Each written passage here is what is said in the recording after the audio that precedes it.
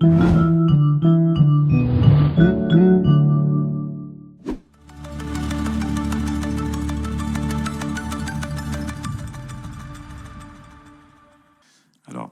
l'attrait pour la pierre de la part des investisseurs va faire qu'ils vont s'orienter sur de nouvelles formes de location pour un petit peu se différencier de la location nue. Et là, on a la location meublée qui est effectivement en vogue. On a deux types de location meublée. La location meublée classique, qu'on connaît depuis longtemps, mais qui reste vraiment d'actualité et qui correspond vraiment à une attente de la clientèle, tant des bailleurs que des locataires.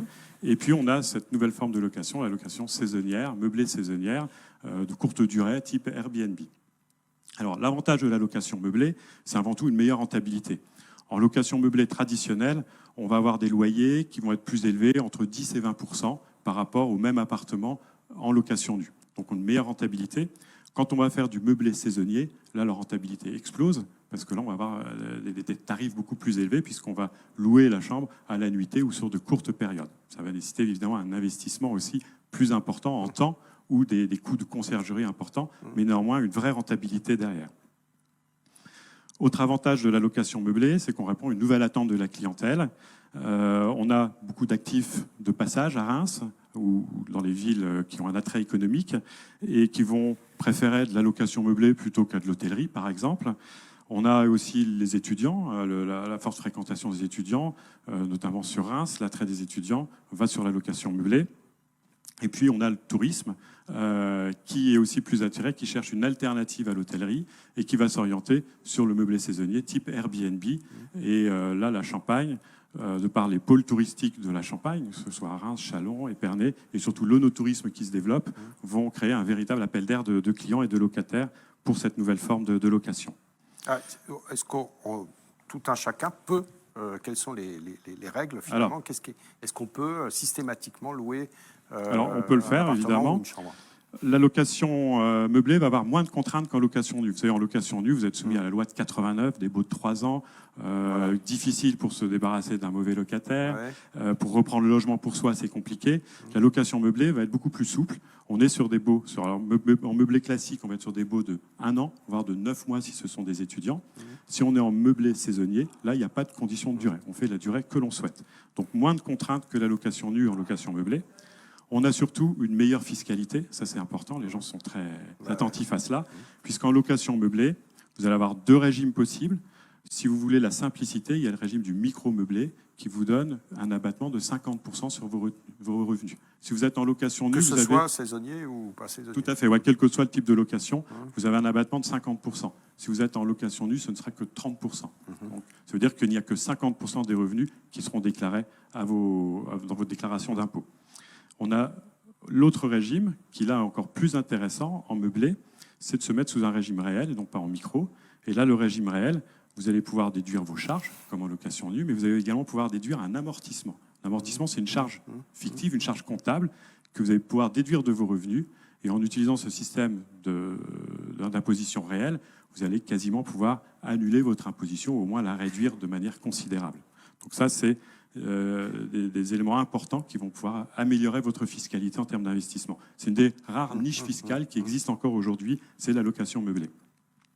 Bon, cela dit, il faut meubler, donc ça a un coût. Alors, voilà, ça ce sont les inconvénients. Il faut meubler. Ça, c'est donc pour faire la location meublée, il y a une nécessité d'avoir des meubles. Et là, il y a un décret qui fixe. Il faut qu'on ait tous les ustensiles nécessaires à la vie quotidienne. Alors, ça va de l'éclairage, de la vaisselle, de la literie, etc. Tout doit être compris, fourni dans l'appartement que vous louez. L'inconvénient, c'est qu'on va avoir une clientèle plus mobile également. Quand on fait du meublé, les gens peuvent rester moins longtemps. Il va falloir renouveler plus souvent les locataires. Vous pouvez avoir des périodes de vacances. Il faut en tenir compte dans vos plans de financement et dans votre plan de rentabilité. Il faut évidemment que ça corresponde à une demande à location meublée, qui est une demande étudiante, qui est une demande touristique d'actifs.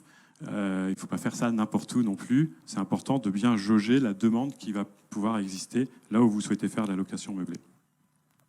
Ensuite, en meublé saisonnier, type Airbnb, il peut y avoir certaines contraintes qui sont pas à mettre de côté.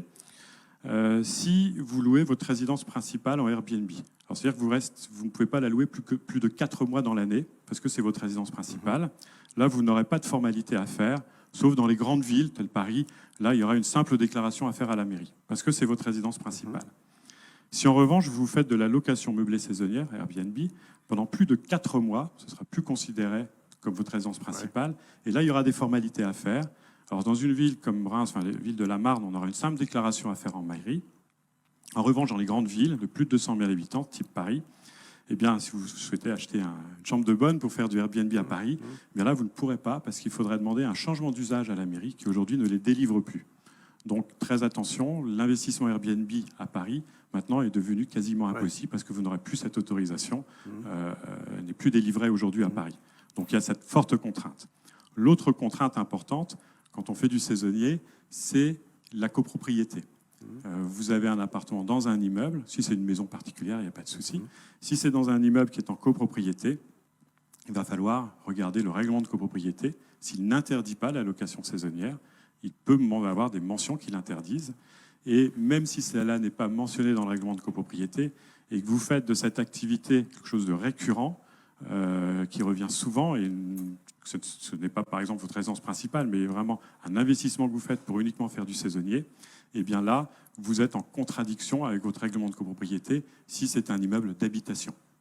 Et là, vous risquez d'avoir des problèmes avec votre syndic qui peut vous interdire ce type d'activité dans l'immeuble.